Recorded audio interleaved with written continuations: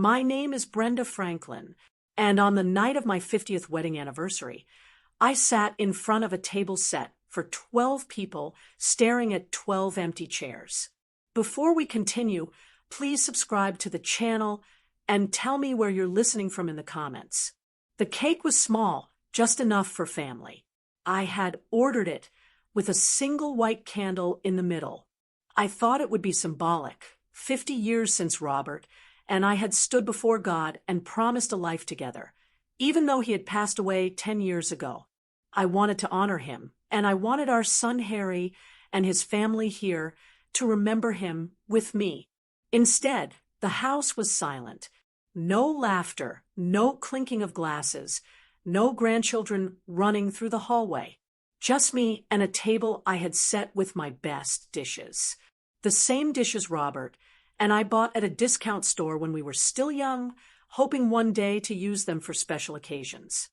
I kept looking at the clock on the wall. 6 o'clock. 7 o'clock. By 8, I knew.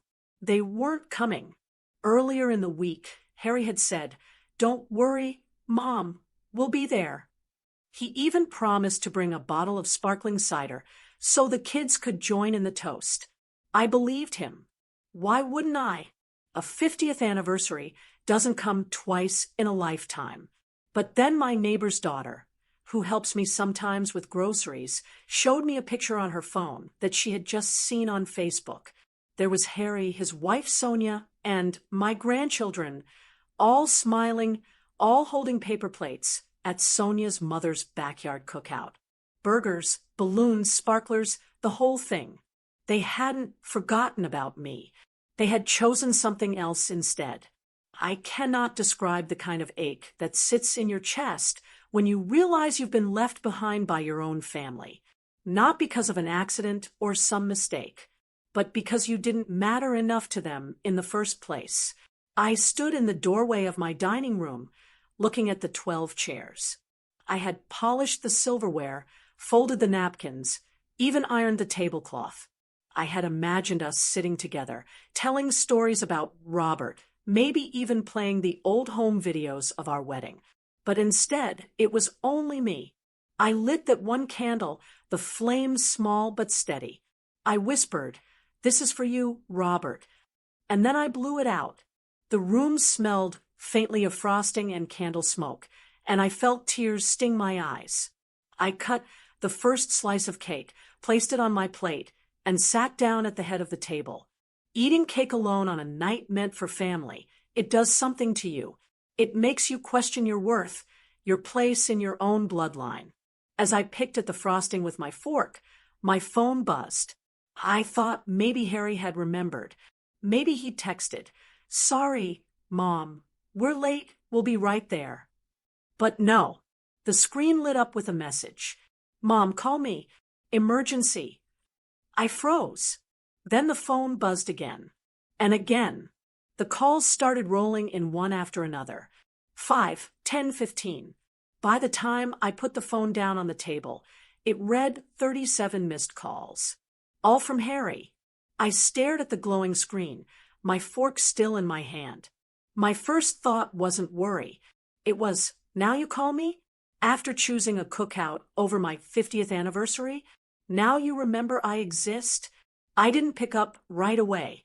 I let the phone buzz, the vibration rattling against the wood of the table, echoing in the emptiness of the room. For the first time in my 70 years, I wondered if being a mother had made me invisible to the very people I had given everything to, and yet, I also knew something had to be terribly wrong for Harry to keep calling like that. The cake sat untouched. The candle smoke faded, and I sat there in the silence of my dining room, staring at my buzzing phone, wondering if I should answer. I didn't answer those calls right away. Instead, I sat there, staring at the screen and letting memories pull me backward, back to the years when Robert and I were first building a life together. Robert Franklin wasn't a rich man. He worked long hours in a factory, the kind of job where you came home with your hands stained and your back sore. But he was steady. He showed up. He never once left me to wonder if the bills would be paid or if supper would be on the table. I stayed home with Harry when he was small, clipping coupons, sewing clothes, and making sure every dollar stretched as far as it could. We never had much, but we had enough. And I always believed that love and consistency would matter more to Harry than what we couldn't give him in money. When Harry was about 12, Robert started coughing a lot. At first, we thought it was just a cold. But the truth was his lungs were wearing out from all the years in that dusty factory. Doctor's visits, medicine, and nights sitting up by his side became part of our routine. I took extra work cleaning houses when I could, and still, every morning I got Harry off to school, made sure his homework was checked, and kept our little home as warm as possible. Harry was my whole world. He was our only child, and I poured everything into him. My time, my prayers, my hope. When Robert passed 10 years ago, Harry was already grown and married.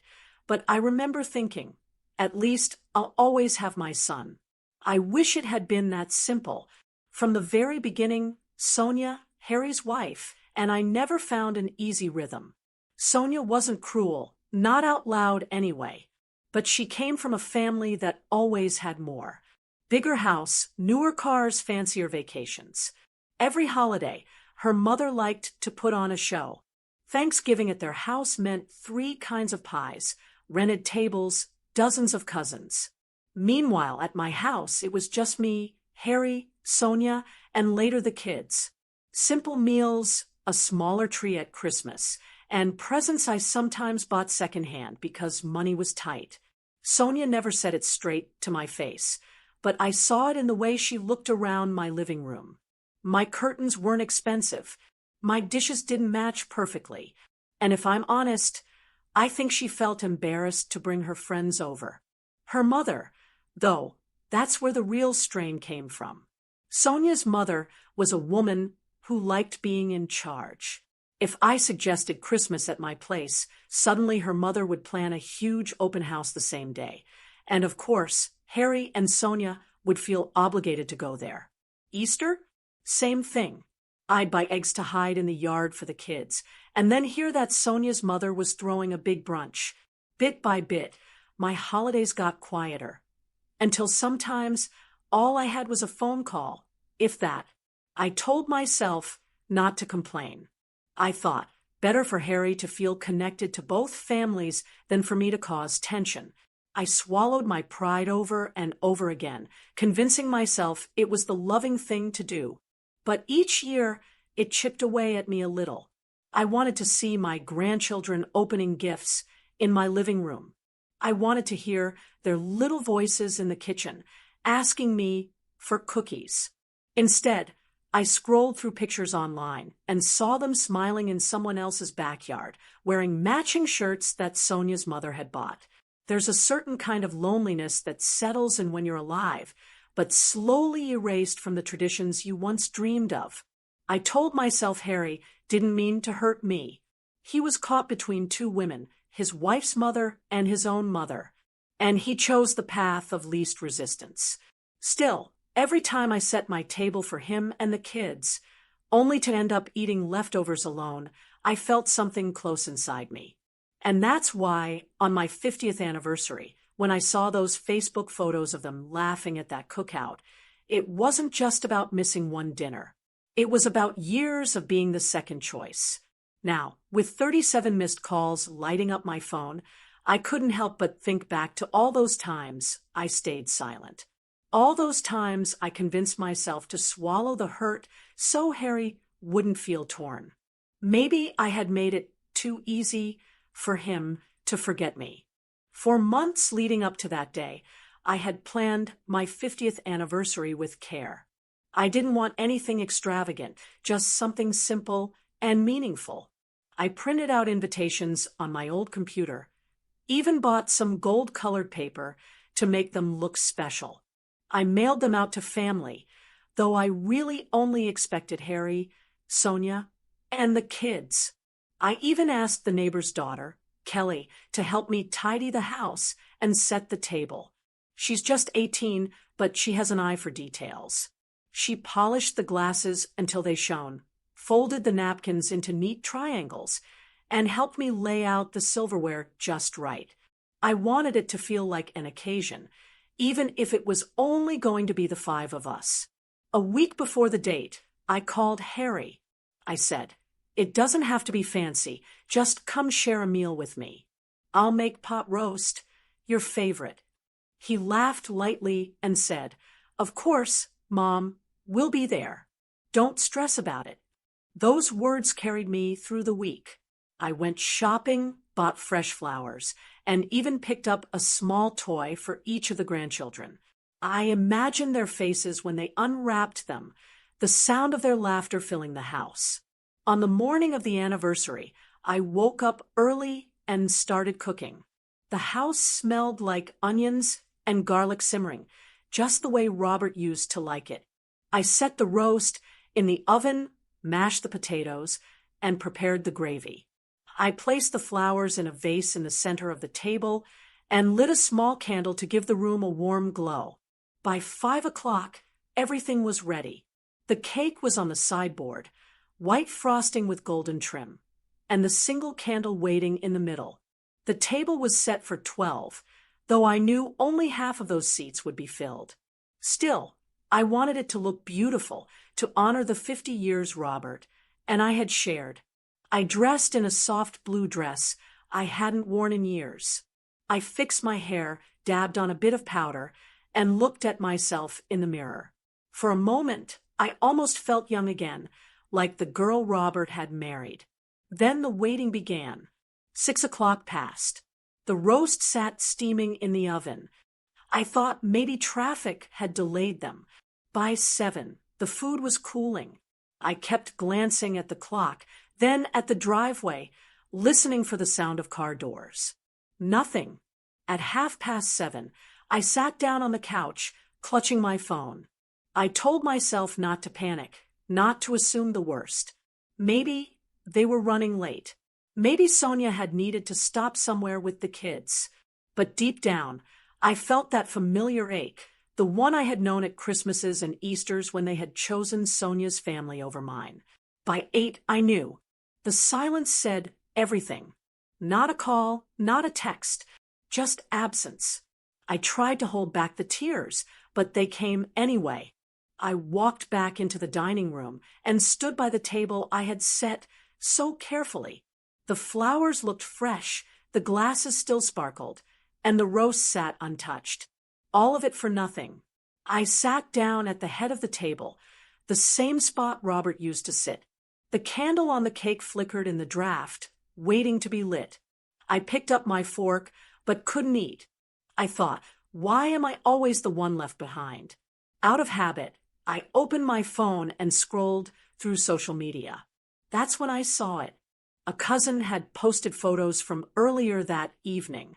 There was Harry standing in the backyard of Sonia's mother's house. He was holding a plate piled with barbecue ribs. Sonia was beside him, laughing, a drink in her hand. My grandchildren were running around with sparklers, their little faces glowing in the evening light. Everyone was there, everyone except me. It felt like someone had reached inside my chest and twisted hard. It wasn't just that they didn't come. It was that they hadn't even told me. They let me sit in my house, waiting while they chose another family's cookout. I zoomed in on one of the pictures.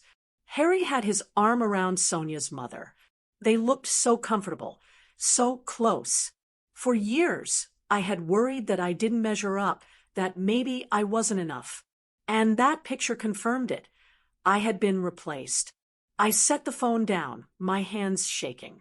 The betrayal cut deeper than words can explain. Not because I wanted a grand party, not because I needed expensive gifts or speeches, but because all I had asked for was their presence. Just to sit at my table, eat my food, and remember Robert with me. That was all. And on my 50th wedding anniversary, the milestone of a lifetime, they chose barbecue and sparklers instead.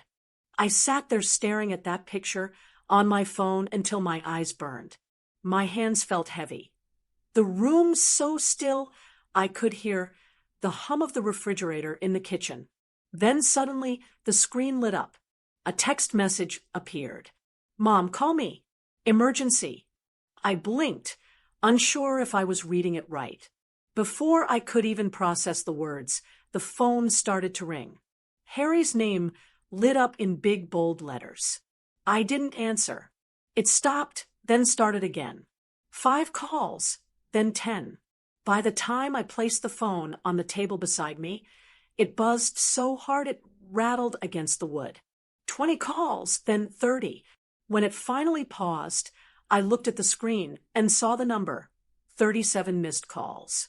I picked it up, held it in my hand, but I couldn't bring myself to press answer.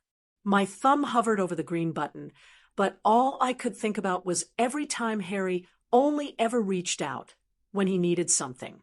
When I needed him. Silence. When Robert was sick and I spent night after night in the hospital, Harry visited, yes, but only when Sonia didn't have other plans. When I needed help fixing the porch steps, he said he was too busy. Then I saw him at a ball game with Sonia's family on Facebook. When my car broke down one winter, I had to call a neighbor for a ride. Harry never even knew because I didn't want to bother him. But now that I'd spent my 50th anniversary alone with a cold roast and an untouched cake, he was desperate to get through. The word emergency echoed in my head. I tried to imagine what it could mean. Maybe one of the children was hurt. Maybe Sonia had gotten sick. The thought sent a shiver through me. My heart wanted to pick up, but my mind held me back. Because deep down, another thought whispered, would he have even remembered me tonight if nothing had gone wrong? I set the phone down and folded my hands together. The screen lit up again. Another call. I didn't move. I thought about how, as a mother, I had always rushed to Harry's side. When he had a fever as a child, I stayed up all night with cool cloths. When he broke his arm playing baseball, I was the first in the ER, pacing the floors until they set the bone. When he called me in his 20s, worried about making the mortgage payment, I dug into what little savings I had to help him cover it. And now, sitting in my dining room on my own anniversary night, all of that felt like a memory he had tucked away, something convenient when he needed me and forgotten when he didn't. The phone rang again, vibrating so hard it nearly slid off the table. I picked it up this time, but instead of answering, I just stared at his name. I whispered to the empty room, "Why do you only remember me when it's an emergency?" For a moment, I thought about letting it go entirely, turning the phone off, eating my cake in silence, and going to bed. But the mother in me couldn't do it. Even after years of being pushed aside, that bond doesn't just disappear. Still, I hesitated. My finger hovered, my chest tight, my mind racing between anger and worry. What if it was something small? A flat tire, or Sonia upset about something? Would he dare call me 37 times for that? Or was it truly something bigger? The word emergency sat there on the screen, heavy and urgent. I leaned back in my chair and took a long breath. I told myself I won't be rushed, not this time. But I also knew, sooner or later, I would have to decide whether to answer. Because whatever waited on the other end of that line, it had already changed the course of that night. As the phone buzzed again and again, I found myself drifting back through the years. Every ring pulled up a memory, as if life was reminding me of all the times I had given without asking much in return. I remembered the weekends when Sonia first came into Harry's life. They were newly married, and every Friday evening my phone would ring. "Mom, can you watch the kids? Sonia wants a night out with her friends." At first, I didn't mind. I loved having the little ones over. I made them grilled cheese sandwiches, played board games, and tucked them into bed in the same rooms Harry once slept in. I thought I was helping, making life easier for my son and his wife. But as time went on, It became every weekend. I never complained, never asked for gas money when I drove them back and forth, never mentioned that I sometimes stayed up until 2 in the morning waiting for Sonia and Harry to return. I figured that was what mothers and grandmothers did, stepped in, filled the gaps, made sure everyone else was cared for. And then there was the mortgage. Harry called me one afternoon, his voice tense. "Mom, we're short on the down payment. Sonia's parents already gave what they could. I don't know if we'll make it." I had a small savings account, money Robert and I had put aside for emergencies. It wasn't much, but it was all I had. Without a second thought, I wrote Harry a check. I told him, "Don't worry about paying me back right away. Just get yourself settled." That was 15 years ago. Not once has he mentioned that money again. I never pressed him. I didn't want to create tension. I told myself seeing him in his own home, watching the children grow, was repayment enough. But the truth is, it stung that he forgot what it cost me. I also thought back to the nights at the hospital when Sonia was giving birth. Each time, I sat in those waiting rooms for hours. Sonia's family would show up at first, drop off balloons and flowers, then leave once the hours grew long. I stayed until morning, bringing coffee for Harry, rubbing his shoulders, reassuring him. I was the one who slipped into the nursery with him to see the babies through the glass, tears in both our eyes. But by the time the babies were a few weeks old, I was already back to being the background figure. Sonia's mother got the bragging rights, the photos on her wall, the family gatherings where my name was hardly mentioned. Over and over again, I gave time, money, energy, and over again, I was reminded that in their eyes, I was more useful than important. I thought about the holidays when I cooked 2 full meals, one early so Harry and the kids could eat at my house, then hurried them off to Sonia's mother's for the real dinner. I can still see my grandson looking confused, asking why we had to leave so soon when he hadn't even finished his pie. I thought about the birthdays when I bought gifts carefully chosen, only to watch Sonia's mother outshine me with something bigger, louder, more expensive. The children didn't mean to, but of course their eyes lit up for the bikes and game consoles more than the sweaters and books I gave. Through it all, I kept telling myself it didn't matter. What mattered was that Harry had a good life, that my grandchildren were happy. I told myself my turn to be noticed had already passed, but sitting there that night with my cake untouched and my phone buzzing, all those years weighed on me. I couldn't help but ask myself if I had done too much, given too freely, and in doing so taught my son to see me as someone who would always be there no matter what, someone he didn't have to value because I never demanded to be valued. I wasn't bitter about the babysitting. I love those children. I wasn't bitter about the money. You can't take it with you. And I wasn't bitter about the nights in the hospital. Those moments with Harry meant something to me. What hurt was that none of it seemed to mean anything to him. Now, on the night that marked half a century of my life with Robert, I was the forgotten one. I gave my time, my money, my love, always the first to show up, never the first to be remembered. Does that sound familiar to you? Then prove you see me. Hit the like button, subscribe, or at least leave a comment. Because silence feels too much like being invisible. The phone rang again. I stared at it, my thumb heavy, my chest tight.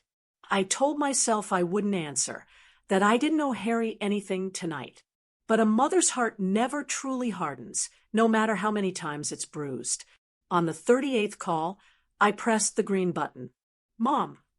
Harry's voice burst through, high and frantic. "Mom, thank God. You have to help me." I sat up straighter. "What's going on, Harry?"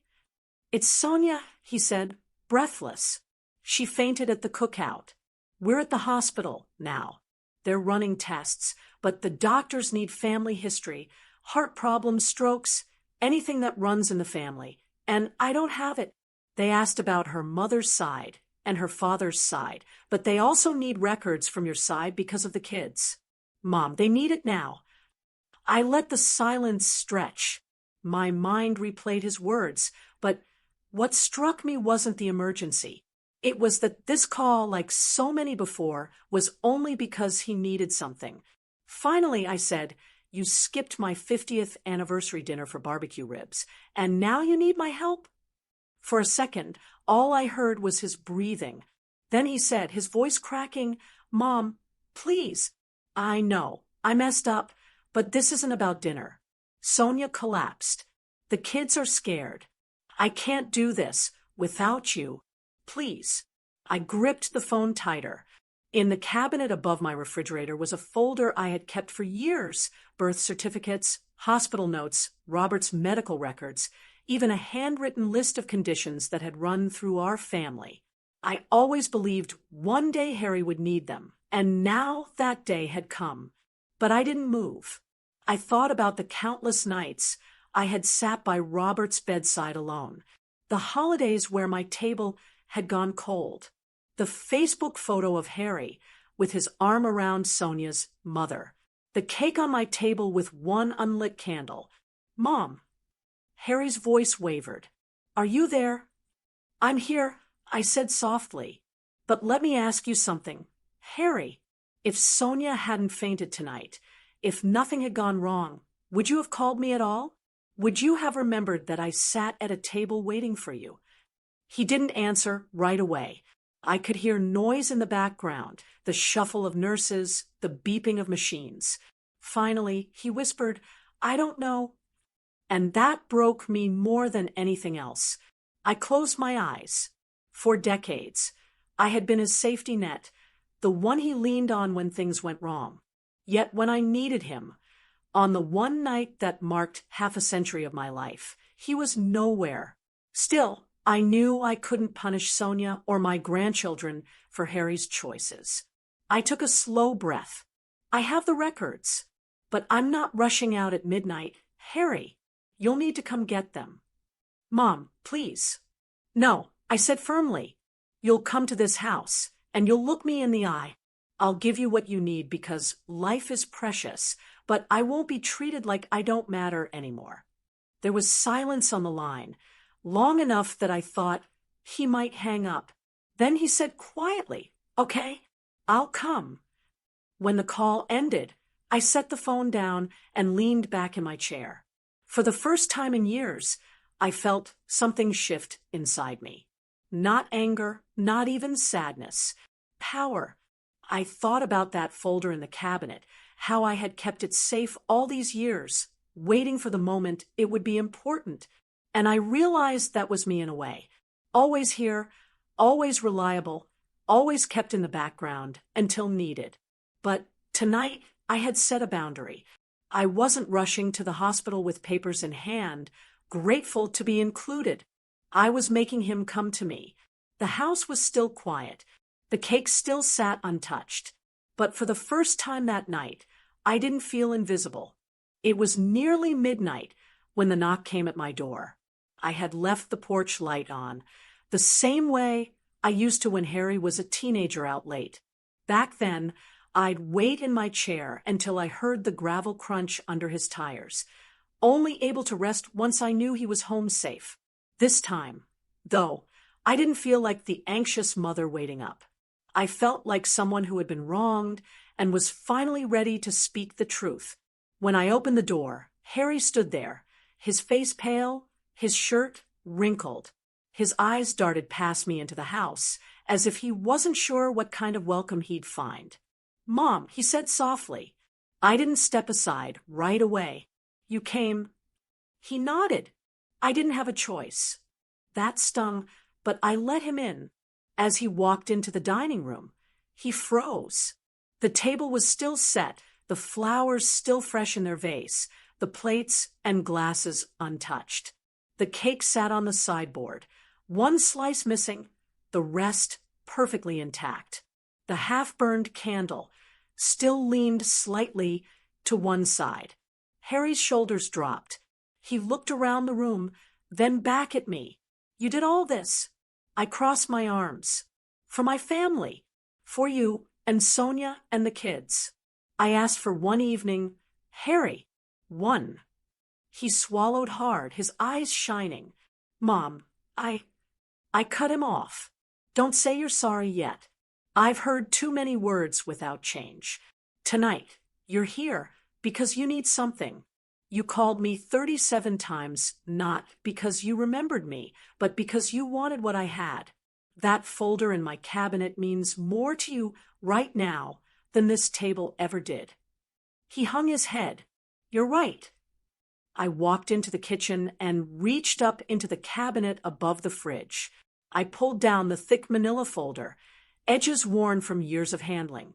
Inside was Robert's death certificate, our family's medical records, and notes I had written about every condition I could remember from our side. High blood pressure, heart disease, arthritis. I had kept it for Harry, thinking one day it might matter. I laid the folder on the table, but didn't push it toward him. You'll get this, I said, but you're going to hear me first. Harry sat down in one of the empty chairs, the same one he used to fight over as a boy, when Robert sat at the head. He rubbed his hands together nervously. I have spent years, I said slowly, being treated like a spare wheel, useful when needed, forgotten when not. I watched your children more weekends than I can count, loaned you money I never saw again, sat through nights in hospitals, so you wouldn't be alone. And when holidays came, I watched you choose Sonia's family over me time and time again. I didn't complain. I thought keeping peace was better than speaking truth. But look at this table. Harry, look at what you left behind tonight. He lifted his eyes and stared at the 12 empty chairs, the plates and silverware glinting under the light. His chin trembled. Mom, I didn't realize. No, I said firmly. You didn't want to realize. It was easier not to see. He pressed his hand over his face, and for the first time in years, I saw him break down. His shoulders shook, his breath uneven. I'm so sorry. I should have been here. I should have brought the kids. I don't know what I was thinking. I sat across from him, folding my hands on the table. I'll tell you what you were thinking. You thought I would always be here waiting, that I didn't matter enough to prioritize, because I'd never say no. But tonight, that changes. I'll give you what you need, because life is precious, but I will not continue to live as the last choice in my own son's life. Harry looked at me, his face red, his eyes wet. Mom, I can do better. I don't want to lose you. I slid the folder across the table. Then prove it, not with words, but with presence. Respect is not about grand gestures. Harry, it's about showing up when it counts. He reached for the folder, but didn't open it. Instead, he just stared at it, then at the table again, and finally at me. I'll make it right. I stood. I'll believe that when I see it. Now go. Sonia needs you. And so do those children. He stood too, clutching the folder like it was gold. At the door, he turned back. Mom, thank you. I nodded, but I didn't smile. Good night, Harry. When the door closed behind him, I exhaled slowly. The house was still quiet, but something inside me had shifted. For the first time in a long while, I hadn't let my love be mistaken for weakness. I had drawn the line. When the door closed behind Harry, I stood in the quiet doorway for a long minute. I could still feel the warmth of the folder in my hands, the weight of years inside it. I put the house back the way it should be, food covered, lights off, porch locked, and I slept in short pieces, not quite resting, not quite awake. At sunrise, my phone buzzed with a text. Mom, they admitted Sonia overnight for tests. Your notes helped. Thank you. Nothing more. I stared at the words until the screen dimmed. I made coffee and sat at the table that was still set for people who hadn't come. I didn't cry. I just breathed. An hour later, the phone rang again. Mom, Harry sounded worn out. The doctor says Sonia likely fainted from the heat and not eating much. They're checking her heart just to be safe. They said your family history helped them decide what to run. They're keeping her till the afternoon. I listened. No rush to fill the silence. I let the quiet do the teaching. Can I stop by later? He asked. I want to bring the folder back, and I need to say something in person. Come by, I said. I'll be here. By noon he was at my door, holding coffee and a small box of muffins from the bakery on maple. He looked like he hadn't slept. He set the bag down on the counter and didn't touch it. Mom, he started, I'm sorry. He swallowed. I don't mean the easy kind. I mean the kind where you admit what you've done and what it cost someone else. I stayed quiet, letting him talk. I've been lazy about family, he said. Not work lazy, heart lazy. It was easier to go along with plans that didn't upset anyone else. It was easier to let Sonia's mom plan everything and just show up. It was easier to assume you'd understand and forgive than to tell them no or split time.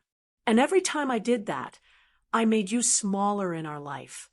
He looked at the table, still set, still waiting. Last night I finally saw it.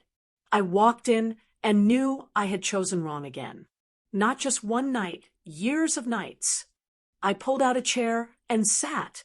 He stayed standing, hands on the back of a chair like a boy about to be told the rules. I'm not asking for speeches, I said. I've heard speeches. I'm listening for what happens next. He nodded.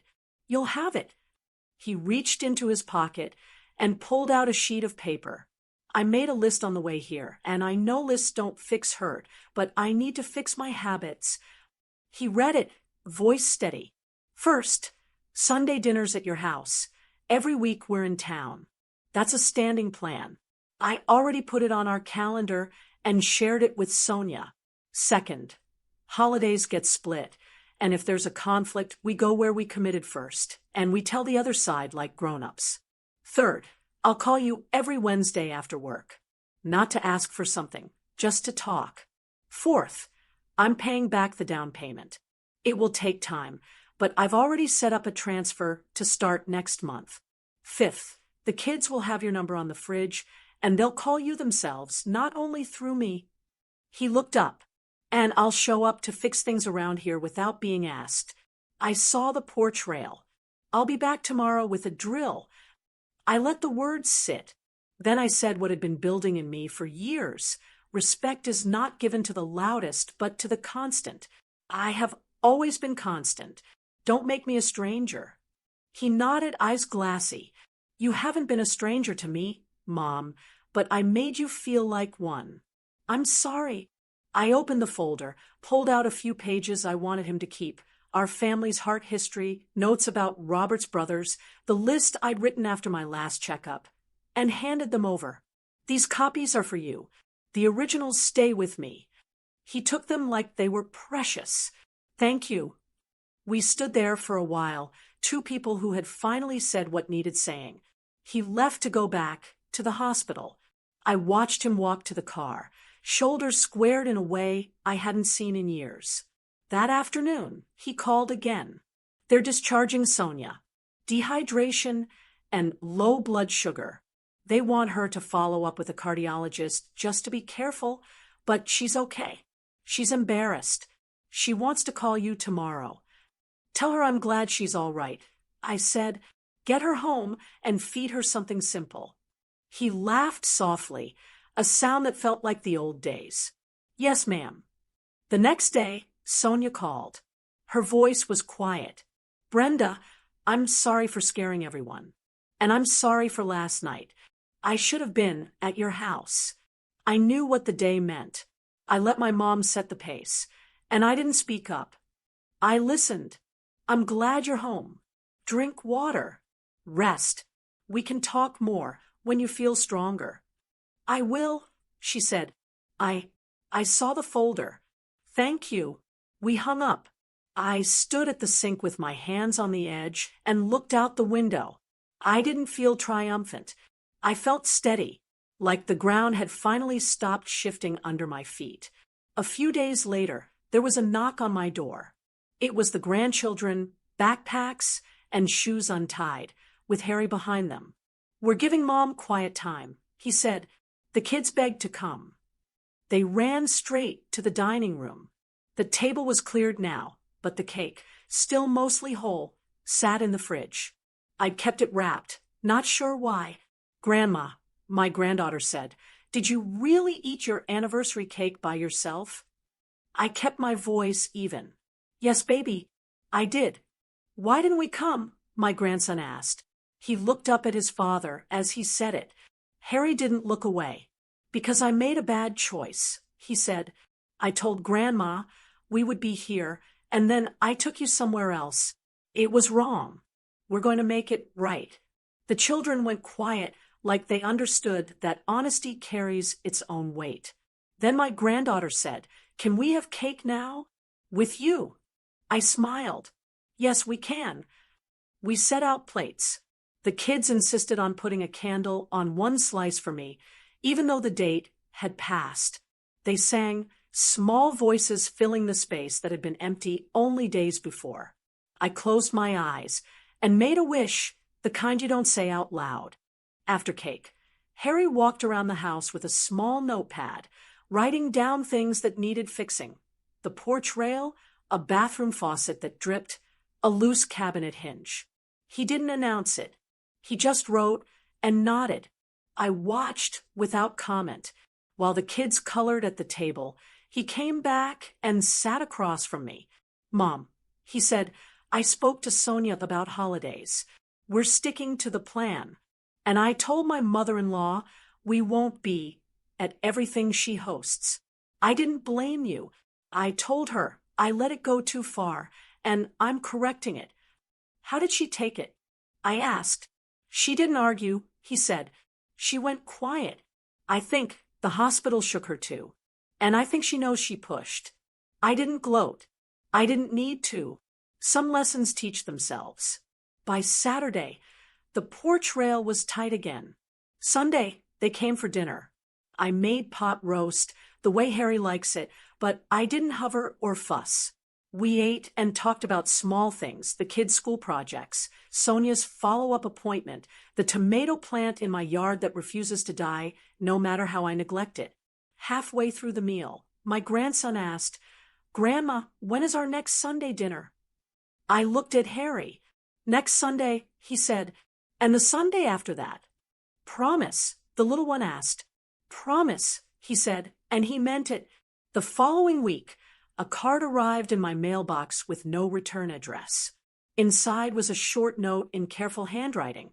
"I'm glad Sonia is well. I'm sorry about your anniversary night.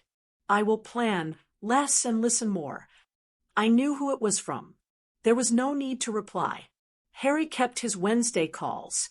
They weren't long. Sometimes he told me about a project at work. Sometimes he asked about the grocery store specials because he knows I track them. Once he said, "I'm on my way to pick up the kids. I just wanted to hear your voice." It was small, but it was new. He also set up the bank transfer he'd mentioned. He didn't brag about it. I only saw it when I checked my account online. A small amount, steady. Not about money, but about keeping his word. 2 weeks later, Sonia came with him and the kids. She brought a homemade salad and asked where to put it. Then she took plates from my cabinet without waiting to be served and started setting the table. She moved slower than usual, paying attention. When she sat down, she looked at me and said, "I'd like to help with Sunday dinners here. Every other week I'll bring something, or I'll come early and cook with you if you want." I nodded. That would be nice. We ate.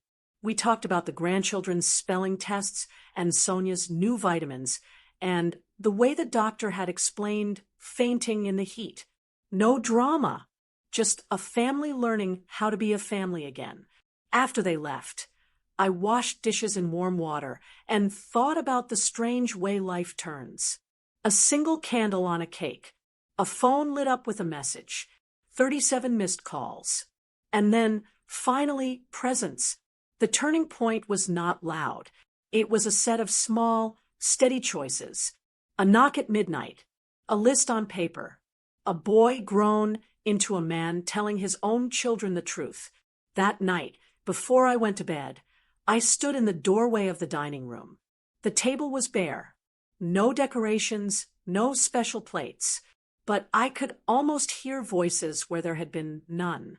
I switched off the light and said, softly, "Thank you, Robert. We're getting there." And we were. Not perfect, not fixed in a day, but pointed in the right direction. Finally, Sonia's mother kept quiet. No big invitations. No competing plans. Whether it was shame or simple good sense, I didn't know. I didn't need to know. My focus was inside my own walls. The next Sunday, the kids ran in before Harry could even knock. They knew where the cups were. They knew where I kept the deck of cards. Harry followed with flowers he didn't announce and nails for the porch he didn't mention. He just set them down and rolled up his sleeves. For the first time in a long time, I felt something that had gone missing, peace that comes from being seen and counted, not once but again and again. I had asked for one evening. What I received was the start of many, and that felt like the real gift of the whole hard night, the gift you don't wrap, the kind you build. As I turned the porch light off before bed, I smiled. The light had done its job. He had found his way home. When my grandbabies asked me if I really ate my anniversary cake alone, my son had to admit the truth right there. That moment broke him open. If you felt that in your chest, then don't just scroll away. Like this video and subscribe. It has been several months since that night when the phone would not stop buzzing. I think about it often, not in anger anymore, but in the kind of way you think about a road you almost didn't take. If I had ignored those calls, maybe nothing would have changed. Maybe Harry would have gone on assuming I'd always be here, silent and waiting. Instead, that night forced both of us to see what had been broken. Life looks different now. On Sunday afternoons, my kitchen is full again. The sound of children's feet racing across the floor, the scrape of chairs, the clatter of dishes, it all feels like music. Harry comes through the door carrying bags of groceries, not because I can't shop for myself, but because he says he wants to contribute. Sonia brings her own dishes, sometimes simple casseroles, sometimes her mother's old recipes. I let her use my oven, and we work side by side. For the first time, there's no unspoken wall between us. One Sunday, as we rolled cookie dough together at the kitchen table, my granddaughter reached across and touched the small gold necklace I wore. It had been Robert's gift to me on our 25th anniversary. I don't wear much jewelry, but I wear that piece often. She looked at it with wide eyes and asked, "Grandma, did Grandpa give you that when he was young?" Yes, I told her. It was his way of reminding me that no matter what happened in our lives, he would always see me. She smiled and said, "Then I'll remember it too." Children have a way of saying things that reach right into your heart without even trying. As we baked, Harry sat nearby peeling apples for a pie. He looked up at me and said, "I remember Dad giving you that necklace. I was just a boy, but I remember. I think I forgot too many other things since then. I won't forget any more." And I could tell he meant it. The truth is, Harry has been steady since that night. He comes every Sunday. He calls me on Wednesdays. He brings the children without rushing them out the door for someone else's plans. He's not perfect, no child ever is, but I see the effort, and that effort is enough to soften places inside me I thought had turned to stone. Sonia, too, has changed. She no longer makes excuses when I ask her to bring the children. She thanks me for simple things like making soup when the kids catch colds or helping them with their homework at my table. I never needed thanks before, but hearing it now feels like fresh air in a room that had grown stale. Even Sonia's mother has gone quiet. She still hosts her gatherings, of course, but she no longer schedules them on top of everything I try to plan. Maybe she realized what nearly slipped through her daughter's hands that night. Maybe she simply grew tired. Either way, I don't waste my thoughts there. My attention stays on the family who walk through my door, not the one who pulls them elsewhere. I sit at this kitchen table now, flour dust on my hands, the smell of cookies in the oven, and I think about how different this house feels. For years, it was silent more than it was noisy, waiting more than it was lived in. Now it's alive again, and not because I shouted or fought or forced anyone. The change came from finally drawing a line and asking to be seen. I've learned something important through all of this. Not every story of estrangement ends with a grand act of revenge. Sometimes the deepest justice is not payback, but being recognized after years of being overlooked. Sometimes it is as simple as your child sitting across from you, admitting what they did wrong, and then showing up the next week and the next until you believe them. And sometimes the sweetest justice is sharing cookies with your grandchildren at the same table that once sat empty. That night of my 50th anniversary, when I blew out a candle by myself and stared at 37 missed calls, I thought I was invisible. I thought I would remain the forgotten one. But looking back now, I see that night as the beginning of something new. Painful, yes. Lonely, yes. But necessary, because without that night, Harry might never have looked at me and seen the woman who raised him, who sacrificed, who held him up through every storm. Without that night, I might never have spoken out loud the truth I had been carrying for so long, that I am constant and I deserve to be treated as such. So here I am, months later, not with bitterness, but with a steady heart.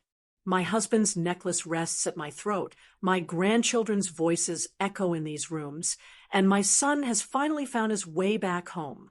Now, I want to ask you, yes, you listening to my story, have you ever been forgotten by the very people you raised?